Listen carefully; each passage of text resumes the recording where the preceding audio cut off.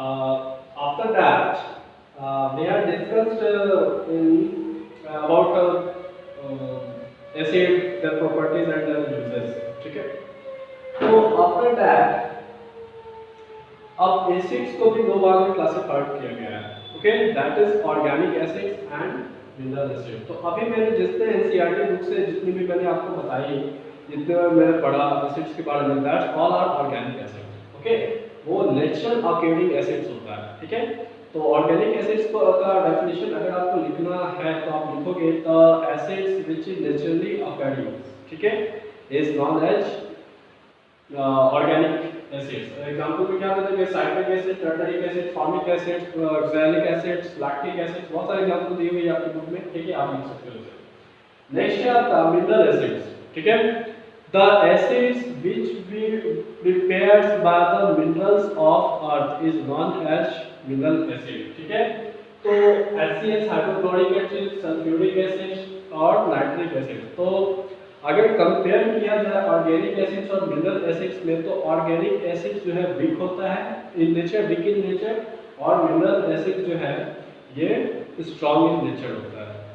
ठीक है, तो ये मिनरल एसिड जितने होते हैं ये हार्मफुल होते हैं.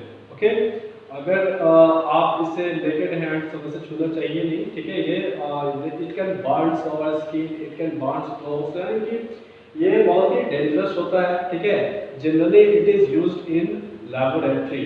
ओके, ये लैबोरेटरी में यूज किया जाता है. ठीक है, तो लैबोरेटरी में इसे कॉन्सेंट्रेटेड, ठीक है, यानी कंसंट्रेटेड एसिड्स को यूज जनरली नहीं करते हैं. ठीक है, तो हम हमेशा इस एसिड को डाइल्यूट बना देते हैं. ठीक है, अब आपको कंफ्यूजन होगा कि कंसंट्रेटेड और डाइल्यूट में क्या डिफरेंस है. ठीक है, तो देखिए कंसंट्रेटेड एसिड्स भी एक मिक्सचर है और डाइल्यूट एसिड्स भी एक मिक्सचर है. ठीक है, तो कंसंट्रेटेड एसिड वो मिक्सचर है जिसमें कि वाटर की क्वांटिटी बहुत कम होती है.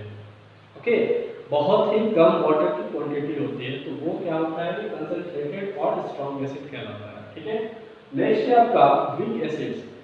Dilute acid. डाइल्यूट एसिड्स उस मिक्सचर को कहते हैं जिसमें कि वाटर का अमाउंट बहुत ज़्यादा होता है. जिस एसिड में वाटर का अमाउंट बहुत ज़्यादा होता है उसको हम लोग डाइल्यूट एसिड्स कहते हैं. ठीक है, तो डाइल्यूट और कंसंट्रेशन में यही डिफरेंस है.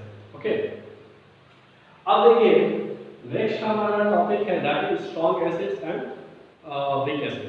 ओके, तो स्ट्रॉन्ग एसिड्स और वीक एसिड्स में क्या डिफरेंस है? ठीक है, तो स्ट्रॉन्ग एसिड्स उसको कहते हैं द एसिड्स या those acids which completely dissociates into ion. ठीक है, completely dissociates into ion is known as strong acid. Okay, वो एसिड जो कि completely dissociate हो जाता है, आयन में टूट जाता है. ठीक है, when mixed with water, जब वाटर में हम उसको मिक्स करते हैं तो वो completely आयन में टूट जाता है, उसको हम स्ट्रॉन्ग एसिड कहते हैं. ओके, एग्जांपल में आपको क्या लिखोगे? जैसे कि HCl है, HCl आप देख रहे हो यहाँ पे हाइड्रोजन आयन में टूट रहा है और क्लोरीन में टूट रहा है. ठीक है, ये कंप्लीटली ब्रेक हो जा रहा है. नेक्स्ट आपका HNO3 यानी कि लैक्टिक एसिड देखो आप आयन में टूट रहा है. ठीक है, कंप्लीटली, और ये क्या होता है? हाइड्रोजन आयन में टूटता है.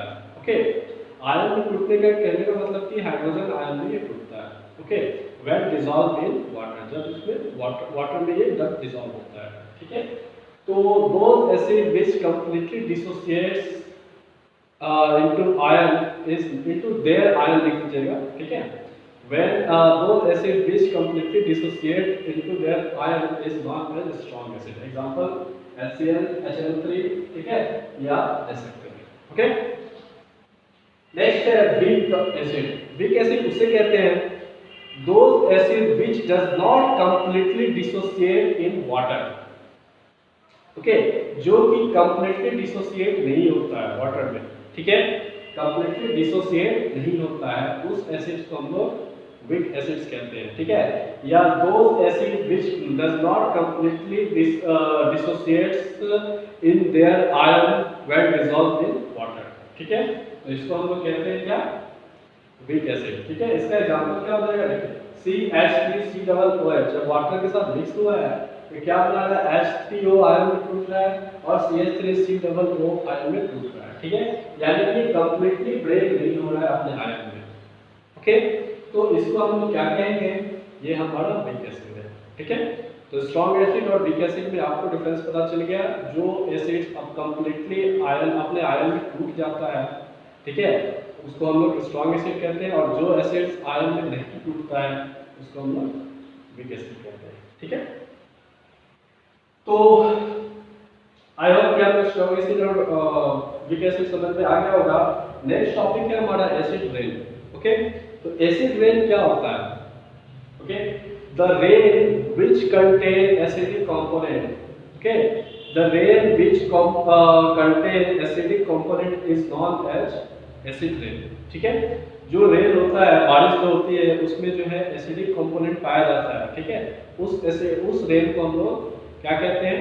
तो उस रेन को हम लोग एसिड रेन कहते हैं, ठीक है। It is harmful for properties, it is harmful for properties for humans और for organisms, ठीक है। तो ये प्रॉपर्टीज कहने का मतलब कि बिल्डिंग्स, इमारत, इन सब के लिए हार्मफुल है, ऑर्गेनिजम्स के लिए यानी पेड़ पौधे इंसानों के लिए हार्मफुल है, एक्वेटिक एनिमल्स के लिए ये भी हार्मफुल है, ठीक है। तो ये एसिड रेन प्रोड्यूस कैसे होता है? तो आप अक्सर केमिकल्स फ्यूल्स को आप लोग क्या करते हो, बर्न करते हो, ठीक है, या फैक्ट्रीज में या कहीं बहुत बड़ी क्वांटिटीज में बर्न होती है। तो क्या होता है, फ्यूल जब बर्न होती है ना, तो इससे बहुत ही हार्मफुल गैसेस रिलीज होता है। ओके, हार्मफुल जब गैसेस रिलीज होता है तो उस हार्मफुल गैसेस में सल्फर डाइऑक्साइड भी होता है, कार्बन डाइऑक्साइड भी होता है और नाइट्रोजन डाइऑक्साइड भी होता है, ठीक है। तो ये हार्मफुल गैसेस क्या होता है, एयर में डिसॉल्व हो जाता है, हवा में मिल जाता है, ठीक है। जब ये हवा में मिल जाता है, ठीक है, तो क्या होता है कि ये क्लाउड का फॉर्मेशन करता है, और जब बारिश होती है तो उस बारिश में ये गैसेस का कंपोनेंट पाया जाता है, ठीक है, in the form of acid. Okay, इसीलिए इसको हम एसिड रेन कहते हैं, ठीक है। तो हार्मफुल इफेक्ट्स में एसिड रेन में आपका डेफिनेशन तो आप यही लिख लोगे, the rain which contain acidic component is known as acid rain, ठीक है। तो एसिडिक कंपोनेंट्स में क्या क्या आ जाएगा? तो एसिडिक कंपोनेंट्स में आ जाएगा sulphur dioxide, nitrogen dioxide, carbon dioxide, ठीक है। तो सल्फर डाइऑक्साइड, नाइट्रोजन डाइऑक्साइड और कार्बन डाइऑक्साइड कैसे प्रोड्यूस होता है? तो हम लोग केमिकल फ्यूल्स यानी कि कोई भी वेरियस टाइप्स के फ्यूल्स को जो हम बर्न करते हैं तो उससे जो है ये टॉक्सिक गैसेस जो है रिलीज होता है, ठीक है, और ये get dissolve in our environment. Okay, तो ये हमारे एनवायरनमेंट में जाके